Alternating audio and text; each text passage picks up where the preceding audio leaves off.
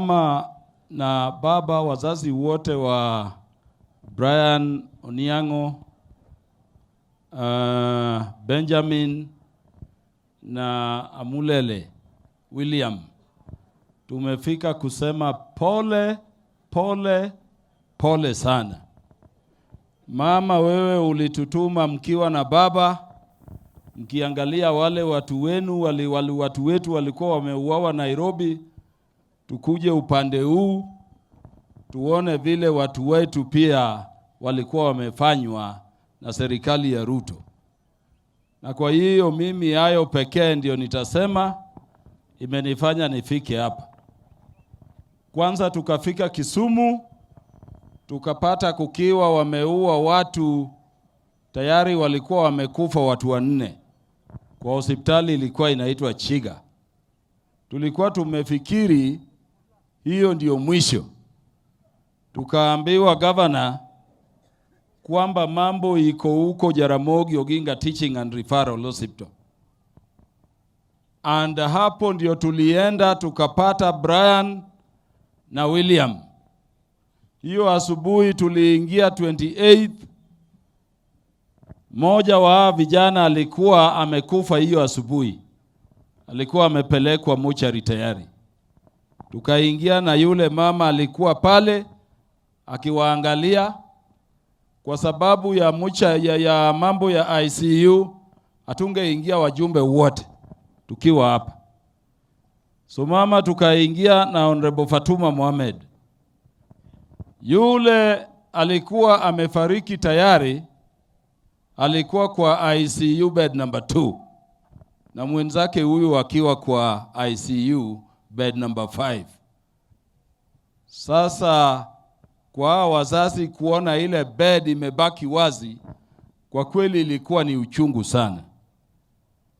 Cha kusangasha ni kwamba ile wakati tulitoka, tukiwa tunauliza daktari kama yule alikuwa bado yuko hai, angekuwa saved, angetuambia kwa ile pigo walipata kwa polisi, hata yeye atakufa tu. Pole kusema. Na hii hatukuambia mama yao ile wakati.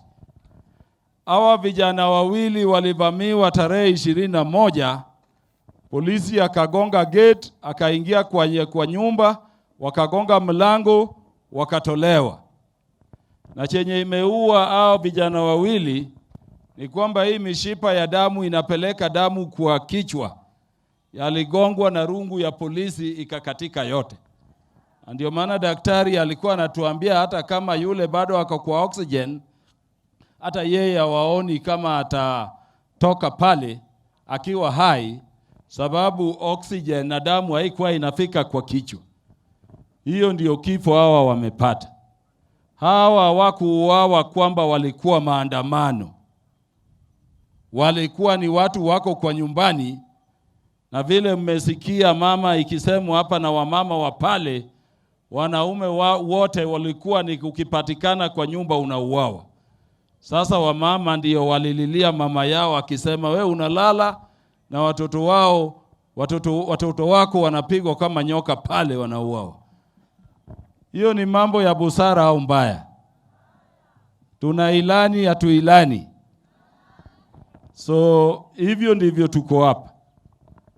Tumeona mbaya sana kama wajumbe, tukiona Inspector General ya polisi anasema sisi tulienda tukakodi maiti, tukajifanya waliuawa na polisi.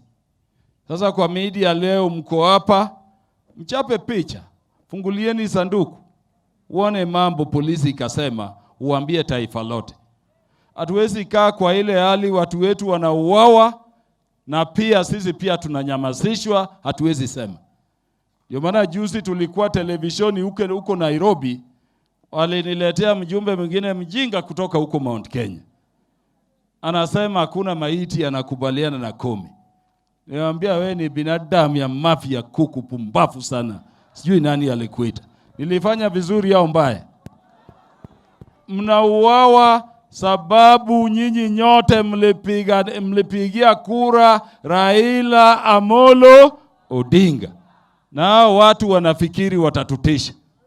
Ndio maana tunasema kwa wakati huu tuko kwa half term. Si baba amesema ni half term. Lakini baba tunasema hata kama iko half term, tunataka maandamano kabla ya wiki 2.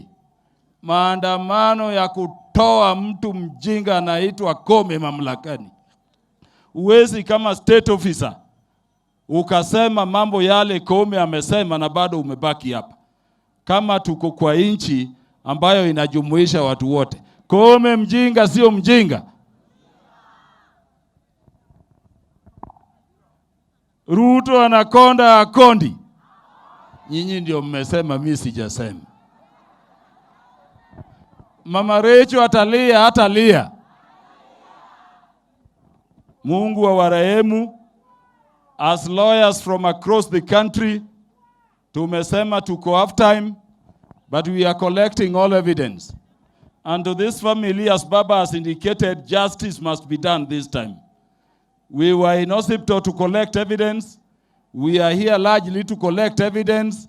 Baada ya kupumzisha hawa ndugu wawili, vile mama na baba wameamuru, lazima tutapeleka kesi kotini seeking justice for these dead people who have been killed by a government they pay taxes to. Mmetukubali tuendelee. Asanteni sana na Mungu awalaze roho ya Benjamin, William na Brian mahali pema peponi. Asanteni sana.